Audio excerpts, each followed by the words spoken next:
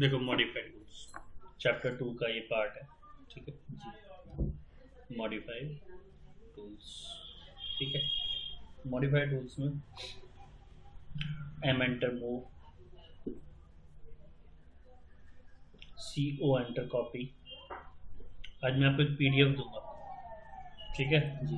उस पीडीएफ में सबसे पहले मैं आपसे प्लान ही बनवाऊंगा। सबसे पहला काम, अगर वो प्लान अगर आप कल बनाते हैं, टूटा फूटा भी बना के लेके आते हैं, तो मेरे को ये समझ में आएगा कि मैं आपको कैसे स्टार्ट करूँ। ठीक है, अगर आपको थोड़ा सा भी जो भी आप काम करते हैं समझ में आता है तो डेफिनेटली आप कल भी टूटा फूटा प्लान बना के लेके आओगे। ठीक है ना। और नहीं समझ में आया आपको कोई काम तो फिर मैं आपको अपने अकॉर्डिंग स्टार्ट करूँगा। ठीक है, move copy, rotate, mirror, M I enter mirror.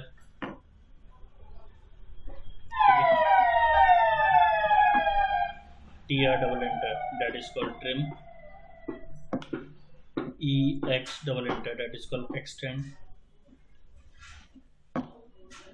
C H A enter और D enter, that is called chamfer. F enter, R enter, that is called fillet. E X double enter, that is called extend.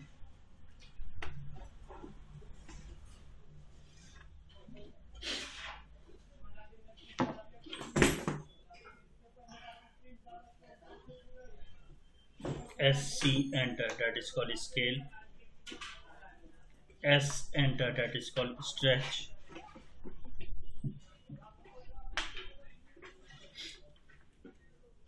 O enter, that is called offset.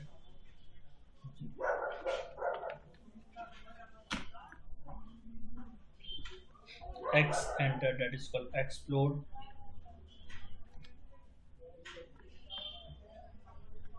E enter, that is called erase. And last AR enter, that is called array. Array has 3 types: rectangular, path and polar. ठीक है, अब देखो मैं यहाँ कर मैंने कोई object बना लिया, सर्कल बना लिया, बट ध्यान रखिएगा ऑर्थो ऑन रखना है। ठीक है, ऑर्थो ऑन रखना है। ऑर्थो होता है क्या होता है? F8 शॉर्टकट की F8 और ऑर्थो यहाँ से ऑन कर लो। ठीक है, ऑर्थो F8। ठीक है, मूव करना है, सेलेक्ट किया ऑब्जेक्ट, एंटर किया, कहाँ से मूव करना है, वैल्यू भी डाल सकते हैं और क्लिक भी कर सकते हैं। कॉपी करना है, सेलेक्ट किया ऑब्जेक्ट, क्लिक करके सेलेक्ट करना है। ध्यान रखिएगा कहाँ से कॉपी करना है, कितना कॉपी करना है। मैंने कहा 5 आइटम, ये रहा 5 आइटम। 5 का क्या? ठीक है, जितनी वैल्यू भी डालेंगे वैल्यू पे या क्लिक करेंगे क्लिक। रोटेट करना है, मैंने सेलेक्ट किया,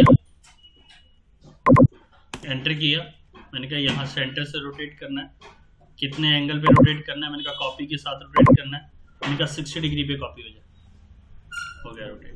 ठीक है, फिर मैंने कहा मिरर करना है, सेलेक्ट किया इसको, मिरर में गया, एम आई एंटर, यहाँ से कर दिया मिरर। ठीक है, फिर मैंने कहा स्केल करना है, एस सी एंटर, स्केल छोटा बड़ा करने को बोलते हैं।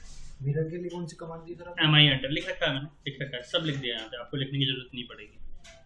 ठीक है, एम ये हो गया स्केल। देखो ध्यान से देखो जी, छोटा बड़ा करना, कॉपी के साथ मैंने कहा दुगुना हो जाए या 4 गुना हो जाए, तो देखो स्केल एंटर करा आपने, एस सी एंटर। ठीक है, ये लिखा हुआ। ठीक है, फिर उसके बाद मैंने इरेज करना है, ई एंटर, या सेलेक्ट करके डिलीट कर दो, बात बराबर है। ठीक है, फिर इसके बाद मेरी बात आती है ट्रिम की। जो लाइन आपस में इंटरसेक्ट करेगी,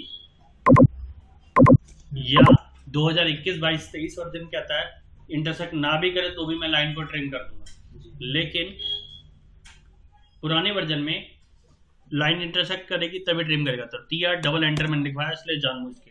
अगर आपको पुराना वर्जन मिलता है कहीं पर तो टी आर डबल एंटर करके आप यूज कर सकते हैं।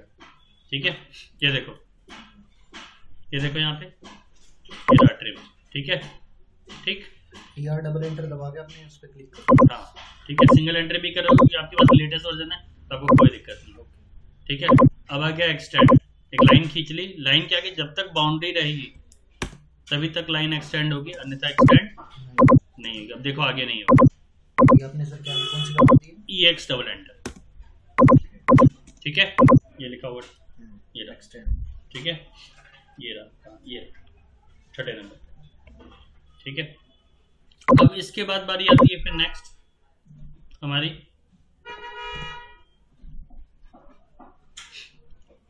स्ट्रेच की। सेलेक्ट किया, S एंटर किया, जिस पोर्शन को स्ट्रेच करना है उसको बाहर से सेलेक्ट करना है, एंटर करना है, जहां से स्ट्रेच करना है स्ट्रेच, वैल्यू भी डाल सकते हो, क्लिक भी कर सकते हो, ठीक है। अब बारी आ रही है फ्लिट और चैम्फर की।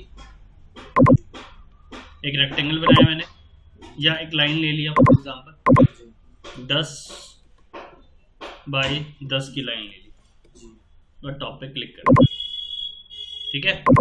फिर सेलेक्ट किया, कॉपी किया, यहाँ पर इसको उठा के एक और कॉपी करना, एक में फ्लिट लगाऊंगा, एक में चैम्फर लगाऊंगा, F एंटर R एंटर, मैंने कहा 5 का फ्लिट लगाना है, क्लिक किया और ये क्लिक किया, देखो, ठीक है। फिर लिखा CHA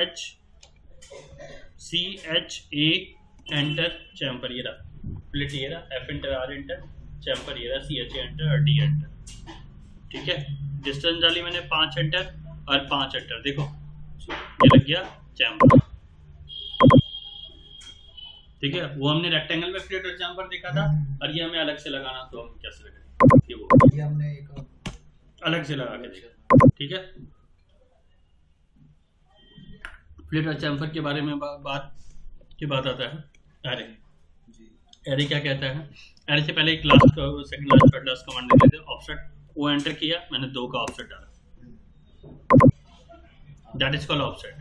क्लिक करने का मल्टीपल पे क्लिक कर, सर जैसे वो सर्कल है आपने उसको सेंटर में क्लिक किया या फिर बाहर जो उसके सर्कमफ्रेंस है उस पे क्लिक करके जो वैल्यू आप डालोगे वही वैल्यू का ऑफसेट, या अंदर या बाहर कहीं भी क्लिक करोगे तो ऑफसेट होगा। अंदर तो एक लिमिट है, हमने उसे लाइन से बनाया है, लाइन में भी होगा, ऐसा कुछ नहीं है कि सिर्फ सर्कल में ऑफसेट काम करेगा, लाइन में भी करेगा, रेक्टेंगल में भी करेगा, आर्क में भी करेगा, जिसमें मर्जी चाहे उसमें करेगा, ठीक है। फिर बारी आती है कमांड हमारी पॉलीलाइन से कोई दिक्कत नहीं, ऑफसेट हर जगह काम करेगा। सेलेक्ट किया, एक रेक्टेंगल सर्कल बना लिया, एरे रेक्टेंगुलर एरे सेलेक्ट किया, एंटर किया, ये हो गया रेक्टेंगुलर एरे, रो और कॉलम ढूंढा हुआ, बढ़ गया ये वाली कमांड, ये रहा रेक्टेंगुलर। फिर मैंने कहा इधर देखते चलिए, फिर मैंने कहा polar array, that is called polar array, चारों तरफ घूम गया सेंटर मान के। फिर मैंने कहा पाथ एरे, मैंने एक स्प्लाइन बना लिया, पहले आपने ये जो सर्कल था उसको 5 आपने ये 9 वो किया, वो रेक्टेंगुलर एरे में जाके किया, ठीक है। अब मैं पाथ एरे करने जा रहा हूँ, फिर सेलेक्ट किया, एक पाथ बना लिया मैंने, इसको सेलेक्ट किया, एंटर किया और पाथ पे क्लिक कर दिया, दैट इज कॉल्ड क्लियर। कोई दिक्कत नहीं सर, ठीक है चीजें क्लियर करूंगा जब करोगे तो समझ में आएंगे। अभी लास्ट कमांड एक और जो बच रही है देख लो, that is called explode, extend जिसको हम बोलते हैं, ठीक है। लिखा मैंने कहीं, ये रहा, ठीक है। ये देखो अभी एक साथ सेलेक्ट हो रहा है रेक्टेंगल, जैसे सेलेक्ट करोगे और एक्सटेंड कर लोगे ये अलग अलग, दैट इज कॉल्ड एक्सप्लोड, ठीक है। तो ये था हमारा चैप्टर 2। मतलब हमने सिंगल लाइन ले ली है तो एक्सप्लोड, सिंगल लाइन ही, कोई भी जॉइंट ऑब्जेक्ट को अलग अलग करने के लिए करने एक्सप्लोड यूज किया, ठीक है, करके देखो।